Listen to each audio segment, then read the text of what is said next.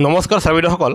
কৰ্মচাৰী আৰু পেঞ্চনাৰৰ দৰমহা আৰু পেঞ্চন বৃদ্ধি সম্বন্ধীয় ৫-৬টা শেহতীয়া গুৰুত্বপূৰ্ণ খবৰ প্ৰকাশ পাইছে আৰু যিটো আপোনালোকে একজন চৰকাৰী কৰ্মচাৰী আৰু পেঞ্চনাৰসকলে জনাটো অত্যন্ত জৰুৰী আৰু তাৰে ভিতৰত দুই এটা খবৰ আপোনালোকে জানে যদিও বিষয়টো পুনৰ চৰ্চাৰ কেন্দ্ৰবিন্দু হৈ উঠিছে হয় ছাবিদসকল প্ৰথম খবৰটো সেয়া হ'ল আপোনালোকে কৰোনা মহামাৰীৰ সময়ত পাবলগীয়া ১৮ মাহৰ ডি এৰিয়াৰৰ বিষয়টো চৰকাৰে নিদিব বুলি বহুবাৰ কৈ আছিল আৰু সেই বস্তুটো এতিয়ালৈকে শেষ হ'ব লাগিছিল কিন্তু আজি আকৌ সেই বিষয়টো আপোনাৰ ফেব্ৰুৱাৰী মাহৰ কেন্দ্ৰীয় চৰকাৰৰ বাজেটত যোৱা ৪ ফেব্ৰুৱাৰী তাৰিখে পুনৰবাৰ উপস্থাপন হয় আৰু এয়া চাব আপোনালোক আমি সেয়া দেখুৱাইছোঁ এই ১৮ মাহৰ বিষয়টো পুনৰবাৰ দিয়া নহ'ব বুলি কয় কিন্তু লক্ষণীয় বিষয়টো হ'ল যে যোৱা ২০২৪ বৰ্ষটোত অষ্টম দৰমহা আয়োগ প্ৰৱৰ্তন নহ'ব বুলি কেইবাবাৰো একাধিকবাৰ ৰাজ্যসভা আৰু লোকসভাত উপস্থাপন হোৱাত আপোনাৰ ৰাজ্যসভা আৰু লোকসভাৰ পৰা ১৮ মাহৰ ডি এৰিয়াৰৰ টকাখিনি কেন্দ্ৰই কোনো পদ্ধতি আপোনাৰ অষ্টম দৰমহা আয়োগ গঠন কৰি নিদিব বুলি পংকজ চৌধুৰীদেৱে উত্তৰ দিছে ঠিক অনুৰূপ ধৰণেও ১৮ মাহৰ ডি এৰিয়াৰৰ বিষয়টো আপোনাৰ অষ্টম দৰমহা আয়োগৰ দৰে যে দিম বুলি ক'ব তাতো কোনো শংকা নাই কিয়নো অষ্টম দৰমহা আয়োগ প্ৰৱৰ্তন নহ'ব বুলি কেইবাবাৰো সংসদৰ পৰা জাননী প্ৰকাশ পোৱাৰ পিছত অৱশেষত অষ্টম দৰমহা আয়োগ আপোনাৰ কৰ্মচাৰীসকলৰ কাৰণে গঠন কৰিব আৰু ঠিক তেনেদৰে ১৮ মাহৰ ডি এৰিয়াৰৰ বিষয়টো যিহেতু পুনৰবাৰ আপোনাৰ চৰ্চাৰ বিন্দু হৈ পৰিছে সদনত ইয়াকে লৈ প্ৰশ্ন উপস্থাপন হৈ আছে তেনেহ'লে অষ্টম দৰমহা আয়োগৰ দৰে নিদিম বুলি কৈও অৱশেষত ইয়াৰ ওপৰত যে ভাল সুখবৰ নাহিব তাতো আমি মানি ল'ব নোৱাৰোঁ এই ক্ষেত্ৰত নিশ্চয় ভাল খবৰ আহিব বুলি জনা গৈছে অষ্টম দৰমহা আয়োগৰ দ্বাৰাও ১৮ মাহৰ ডি এৰিয়াৰ বিষয়টো আপোনালোকে নিশ্চয় ভাল খবৰ লাভ কৰিব এতিয়া আমি ৩ নম্বৰ খবৰটো ক'বলৈ আহিছোঁ সেয়া হ'ল যে যোৱা জানুৱাৰী ২০২৫ৰ পৰা কাৰ্যকৰী হোৱাকৈ আপোনালোকে আকৌ ৩% মৰ্গে বানচ ডি এৰিয়াৰ লাভ কৰিব আৰু যিটো আপোনালোকৰ বৰ্তমানৰ ৫৩%ৰ ঠাইত সেয়া ৫৬% 56% হ'বগৈ আৰু যিটো অহা মাহত কেন্দ্ৰীয় কেবিনেটত সেয়া আপোনাৰ বস্তুখিনি ঘোষণা কৰিব মানি ল'ব আৰু তাৰপিছত আপোনালোকে জানে কেন্দ্ৰীয় চৰকাৰে ঘোষণা কৰাৰ ১৫-২০ দিন নাইবা একমাহ পিছতহে অসম চৰকাৰৰ কৰ্মচাৰীসকলে লাভ কৰে তেনে ক্ষেত্ৰত কেন্দ্ৰীয় কেবিনেটে অনুমোদন দিয়াৰ পিছত অসম চৰকাৰৰ কৰ্মচাৰী আৰু পেঞ্চনাৰসকলে তেওঁলোকে এপ্ৰিল মাহত বহাগ বিহুৰ সময়ত আপোনালোকে এই ৫৬% দিয়ে যিটো আপোনালোকে আকৌ নতুনকৈ ৩% দিয়ে এপ্ৰিল মাহত পাবলৈ সক্ষম হ'ব তেনে ক্ষেত্ৰত আপোনালোকে আকৌ জানুৱাৰী ফেব্ৰুৱাৰী আৰু মাৰ্চ এই ৩ মাহৰ এৰিয়াৰ লাভ কৰিব এয়া আপোনাৰ নতুনকৈ ২০২৫ চনত এৰিয়াৰ পাব আৰু ৩% আপোনালোকৰ দিয়ে বৃদ্ধি পোৱাটো কনফাৰ্ম যিটো এপ্ৰিলত আপোনালোকে লাভ কৰিব দৰমহাৰ সৈতে আৰু বেলেগ চেনেলে যদিহে ৪% দিম বুলি কয় সেয়া একেবাৰে অখাইতং মিছা কথা আপোনালোকে তেনেকুৱা মিছা বাতৰিৰ পৰা দূৰত থাকিব আৰু কৰ্মচাৰী পেঞ্চনৰ প্ৰতিটো শেহতীয়া খবৰৰ বাবে কৰ্মচাৰীৰ ওপৰত প্ৰতিষ্ঠিত আমাৰ এই চেনেলটো নিশ্চয় লাইক এটা দি শ্বেয়াৰ আৰু ছাবস্ক্ৰাইব কৰিবলৈ নাপাহৰিব এই ক্ষেত্ৰত আপোনালোকে আমাক সুধি আছিলে যে এই ৫৩% ডি এৰিয়াৰৰ বাকী কিস্তি কেইটা আমি কেতিয়া লাভ কৰিম হয় ছাবিদসকল আপোনালোকে এয়া এক গুৰুত্বপূৰ্ণ প্ৰশ্ন ইতিমধ্যে ৰাজ্য চৰকাৰৰ অধীনৰ সকলোবোৰ জিলাৰ প্ৰায় সকলোবোৰ চৰকাৰী কৰ্মচাৰীয়ে ডি এৰিয়াৰৰ প্ৰথমটো কিস্তি লাভ কৰিছে যদিহে আমাৰ মাজৰে কোনোবাই প্ৰথমটো কিস্তি লাভ কৰা নাই তেনেহ'লে আপোনালোকৰ কোনো অনিশ্চয়তাৰ কাৰণ নাই তেনেহ'লে আপোনালোকে প্ৰথম দ্বিতীয় আৰু তৃতীয় কিস্তিটো এই ফেব্ৰুৱাৰী মাহৰ শেষত লাভ কৰিব কিন্তু যিয়ে নহওক 95% কৰ্মচাৰীয়ে তেখেতসকলে প্ৰথম কিস্তি লাভ কৰিছে তেনে ক্ষেত্ৰত আপোনালোকে পাব লগা আকৌ দ্বিতীয় আৰু তৃতীয় কিস্তিটো আপোনালোকে এই ফেব্ৰুৱাৰী মাহৰ শেষত আপোনালোকে দ্বিতীয় আৰু তৃতীয় কিস্তিৰ আপোনাৰ যোৱা ডিয়েৰ এই দুটা কিস্তিটো পাবলৈ সক্ষম হ'ব আৰু ক্ৰমাই যদি এতিয়া প্ৰথমটো পোৱা নাই তেনেহ'লে আপোনালোকে একেলগে ৩টা লাভ কৰিব এতিয়া আমি আকৌ আন এক শেহতীয়া খবৰ লৈ আহিছোঁ সেয়া হ'ল এয়া চাব ফেব্ৰুৱাৰী মাহৰ ৩ তাৰিখৰ জাননী একেবাৰে শেহতীয়া জাননী এয়া কোনো এক মাহৰ আগৰ জাননী নহয় য'ত আমি যে চৰকাৰী কৰ্মচাৰী আৰু পেঞ্চনাৰ তেনেহ'লে আমাক কৰ্মচাৰী আৰু পেঞ্চনাৰসকলক প্ৰতিনিধিত্ব কৰা যি এটা সংগঠন আছে যাক কোৱা হয় NCJCM নেশ্যনেল কাউন্সিল ষ্টাফ ছাইডৰ ছেক্ৰেটাৰী শিৱগোপাল মিশ্ৰই দেখা যায় সমস্ত কৰ্মচাৰীসকলক তেওঁ প্ৰতিনিধিত্ব কৰে আৰু তেখেতক আপোনাৰ কেন্দ্ৰীয় চৰকাৰ বিত্ত বিভাগৰ ফালৰ পৰা অষ্টম দৰমহা আয়োগত কি বিষয় সংযোজন কৰিব লাগিব তাক আপোনাৰ ছাজেশ্যন দিবলৈ জনাইছিলে আৰু ইতিমধ্যে ষ্টাফ ছাইডৰ ফালৰ পৰা 15টা দাবী অসম দৰমহা আয়োগত অন্তৰ্ভুক্ত কৰিব লাগে বুলি জনাইছে আৰু আমি আপোনালোকক সেই 15টা দাবী অতি কম সময়ৰ ভিতৰত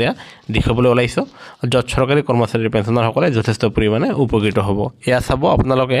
টাৰ্মছ অফ ৰিফাৰেঞ্চ ফৰ HCPC আৰু য'ত ছেক্ৰেটাৰী ষ্টাফ ছাইডৰ ফালৰ পৰা জেচিমৰ ফালৰ পৰা পঠা হৈছে আৰু য'ত কোৱা হৈছে যে যাতে সকলো চৰকাৰী কৰ্মচাৰী আৰু পেঞ্চনাৰসকলৰ লগতে পেৰা মিলিটাৰী ফৰ্চেছৰ লগতে ষ্টেট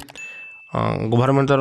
কৰ্মচাৰীসকলৰ লগতে কেন্দ্ৰীয় শাসিত কৰ্মচাৰীসকলেও যাতে তেখেতসকলে অষ্টম দৰমহা আয়োগৰ সুবিধা লাভ কৰিবলৈ ইয়াতে জনাই গৈছে আপোনাৰ 6 নম্বৰ পইণ্টলৈকে এতিয়া আমি নেক্সট আমি ইয়াত চাব সেইটো A নম্বৰ গ'ল এতিয়া আমি লৈ আহিছোঁ B নম্বৰ আৰু এই B নম্বৰত কৈছে যে যাতে এই অষ্টম দৰমহা আয়োগ আপোনাৰ 1 জানুৱাৰী 2026 পৰাই কাৰ্যকৰী হয় কিয়নো হাতত মাত্ৰ আৰু 9 মাহ সময় বাকী আৰু এতিয়াও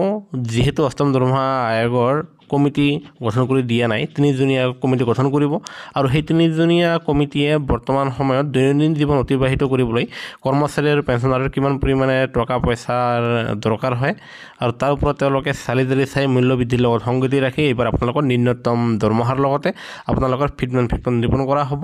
য'ত চৰকাৰী কৰ্মচাৰীৰ পেঞ্চনাৰসকলৰ বহু পৰিমাণে দৰমহা হ'ব বুলি বৃদ্ধি পাব বুলি আপোনালোকে ইতিমধ্যে অৱগত আৰু সেয়েহে যাতে কোনোপধ্যে 1 জানুৱাৰী 2026 পাৰ হৈ নাযায় নহ'লে আকৌ কিবা 2-3 মাহৰ এৰিয়াৰ হয় তেনে ক্ষেত্ৰত যাতে 1 জানুৱাৰী 2026 পৰা লাগু কৰিবলৈ জনাইছে আৰু লগতে আপোনাৰ যি C নম্বৰ পইণ্টটো সেই C নম্বৰ পইণ্টটোত কৈছে যে যাতে চৰকাৰে এটা বিষয়ৰ ওপৰত লক্ষ্য কৰে সেয়া হ'ল যে যিবোৰ আপোনাৰ কি কয় যিবোৰ কৰ্মচাৰীৰ বেছিক পে বহুত বেছি নাইবা প্ৰথম বৰ্গৰ কৰ্মচাৰী আমলা বিষয়াসকলৰ আপোনাৰ 3% দৰমহা বাঢ়িলেও কি হয় তেখেতসকলৰ বহু পৰিমাণে দৰমহা বৃদ্ধি পায় নাইবা পে কমিশ্যনৰ ফলত তেখেতসকলে বহু পৰিমাণে লাভান্বিত হয় তেনে ক্ষেত্ৰত যি একুৰেট ফৰ্মুলাৰ ওপৰত আপোনাৰ পূৰ্ব বিত্ত মন্ত্ৰী জেটলি মহাশয়ে তেখেতে সদনত দাঙি ধৰিছিলে যে একুৰেট ফৰ্মুলাৰ জৰিয়তে আপোনাৰ ৰাজ্য আৰু কেন্দ্ৰ চৰকাৰৰ অধীনৰ নিম্ন বৰ্গৰ কৰ্মচাৰীসকল বিশেষকৈ তৃতীয় বৰ্গ আৰু চতুৰ্থ বৰ্গৰ কৰ্মচাৰীসকলে তেখেতসকলে একুৰেট ফৰ্মুলাৰ অধীনত তেখেতসকলে বেছি পৰিমাণে উপকৃত হ'ব তেখেতসকলৰ বেছিকৈ দৰমহা বৃদ্ধি পাব তেনে ক্ষেত্ৰত এই একুৰেট ফৰ্মুলাৰ ওপৰত চৰকাৰক চোৱা চিতা কৰিবলৈ জনাইছে আৰু লগতে আপোনাৰ 65 বছৰ বয়সত যিহেতু আপোনাৰ এই সুপ্ৰিম কোৰ্টৰ জাজসকলে তেখেতসকলে অৱসৰ গ্ৰহণ কৰে তেনে ক্ষেত্ৰত কৰ্মচাৰীৰ অৱসৰৰ বয়স 65 বছৰ কৰা যায় নেকি সেয়া আপোনাৰ জনাবলৈ জনাইছে লগতে প্ৰতি 5 বছৰৰ মূৰে আপোনালোকৰ পেঞ্চন বৃদ্ধি কৰিবৰ কাৰণেও ইয়াতে দাঙি ধৰিছে আৰু লগতে কোৱা হৈছে যে যি লেভেল 1 আছে সেয়া লেভেল 2ৰ সৈতে সংলগ্ন কৰিবলৈ কোৱা হৈছে লেভেল 3ক লেভেল 4ৰ সৈতে সংলগ্ন কৰিবলৈ কোৱা হৈছে আনহাতে লেভেল 5ক লেভেল 6ৰ সৈতে মিলাই দিবলৈ কোৱা হৈছে আৰু ঠিক তেনেদৰে অষ্টম দৰমহা আয়োগৰ অধীনত কৰ্মচাৰীসকলে যাতে কমচে কম 5 বাৰ প্ৰমোশ্যন লাভ কৰে সেই বস্তুটো তাত চাবলৈ কোৱা হৈছে আৰু যাৰ ফলত যিবোৰ কৰ্মচাৰীয়ে MSCP নাপাব প্ৰমোশ্যন নাপাব তেখেতসকলক টাইম স্কুলৰ ব্যৱস্থা কৰি দিবৰ কাৰণে পুনৰবাৰ ইয়াতে জনাইছে ঠিক তেনেদৰে প্ৰতি 6 মাহৰ অন্তৰত যাতে DNS এলাউন্স আৰু DNS ৰিলিফ যাতে বেছি পৰিমাণে বৃদ্ধি পায় দৰমহাৰ পেঞ্চন যাতে বৃদ্ধি পায় সেয়াও ইয়াতে জনা হৈছে আনহাতে সপ্তম দৰমহা আয়োগৰ অধীনত যদিহে কিছুমান বস্তু কাৰ্যকৰী কৰা হোৱা নাই মানে 100% সপ্তম দৰমহা আয়োগ কাৰ্যকৰী হোৱা নাই সেয়া যাতে এইবাৰ অষ্টম দৰমহা আয়োগত কোনো ধৰণৰ খুদ নাথাকে সেয়া ইয়াতে আপোনাৰ জনাই দিছে ঠিক তেনেদৰে ইয়াত চাব আপোনালোকে আই নম্বৰত যি কৈছে death cum retirement gratuity family pension restoration of commuted pension after 12 বছৰলৈকে যাতে ইয়াৰ পেঞ্চন কমুটেশ্যন কৰা হয় আৰু যাতে পেঞ্চন আফটাৰ এভৰি 5 বছৰ পাছত পেঞ্চন লাভ কৰে সেইখিনি বস্তু এইবাৰ কৰ্মচাৰীসকলৰ বস্তুখিনি চালি চাই আপোনাৰ 15টা দাবী সংলগ্ন কৰিছে যিটো আপোনালোকে স্ক্ৰীনশ্বট মাৰি ল'ব পাৰিব আৰু ইয়াত যদি আমি সম্পূৰ্ণ অনুবাদ কৰি থাকোঁ তেনেহ'লে ভিডিঅ'টো 15-20 মিনিট হৈ যাব আৰু যিটো আপোনালোকে সেয়া চাবলৈ দৰমহা ভাল নাপাব কাৰণ সেয়েহে অষ্টম দৰমহা আয়োগৰ অধীনত এইবাৰ ফিটমেণ্ট ফেক্টৰে গুৰুত্বপূৰ্ণ ভূমিকা গ্ৰহণ কৰিব আৰু সেয়েহে এইবাৰ ফিটমেণ্ট ফেক্টৰ 1.92ৰ পৰা আপোনাৰ 2.69 কৰাৰ কাৰণে জনাইছে এতিয়া লক্ষণীয় হ'ব চৰকাৰে ফিডমেণ্ট ফেক্টৰ কিমান বঢ়াই দিয়ে আৰু যাৰ ফলত আপোনালোকৰ দৰমহা কমচে কম 50% বৃদ্ধি পোৱা পৰিলক্ষিত হৈছে সেয়েহে কৰ্মচাৰী পেঞ্চনৰ প্ৰতিটো সৈতে সৰুৱে আপোনালোকে নিশ্চয় আমাৰ চেনেলটো লাইক দি শ্বেয়াৰ আৰু ছাবস্ক্ৰাইব কৰি নাপাহৰিব ভিডিঅ'টো চোৱাৰ বাবে ধন্যবাদ জয় অসম